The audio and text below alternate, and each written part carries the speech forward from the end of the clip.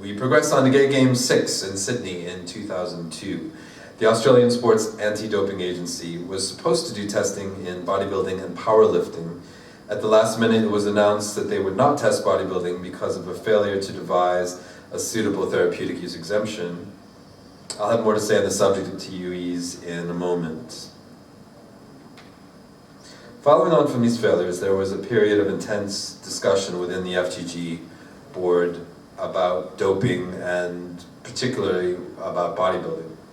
Proponents of bodybuilding lobbied hard to save the sport. A key point raised, but not acknowledged at this point, was that testing, which is about exclusion, can be an issue for an event like the Gay Games, with its motto of participation, inclusion, and personal best. A positive outcome of the discussions was that bodybuilding remained in the program of the Gay Games, and the FGG's first anti-doping policy was created. It was designed to be applicable to all sports, but with a focus on bodybuilding, powerlifting, and wrestling, which were all to be tested by default. In any tested sport, testing would only be done if at least 10% of athletes could be tested. Samples would be collected from all athletes and tests carried out on the top 3 in each division and on others at random. At Gay Games 7 in Chicago, 2006, testing was to take place in the 3 target sports, bodybuilding, powerlifting, and wrestling. Again, bodybuilding was a source of problems due to a number of HIV-positive participants in the sport. For obvious reasons, the FGG is particularly sensitive to issues related to HIV-positive athletes. The FGG Sports Committee was repeatedly told that HIV-positive bodybuilders were being tested with drugs that would give a positive result in testing for performance-enhancing drugs.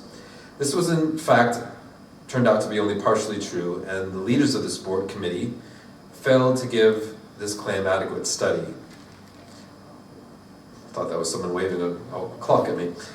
Almost all drugs used in antiviral and other treatments for HIV/AIDS are not prohibited substances.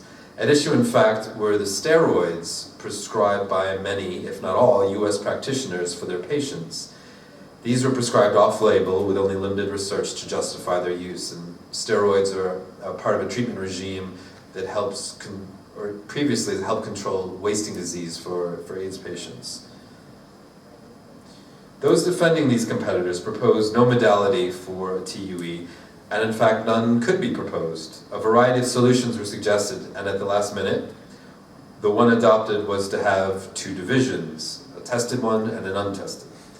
This presents a rather strange situation of officially condoning the use of performance-enhancing drugs.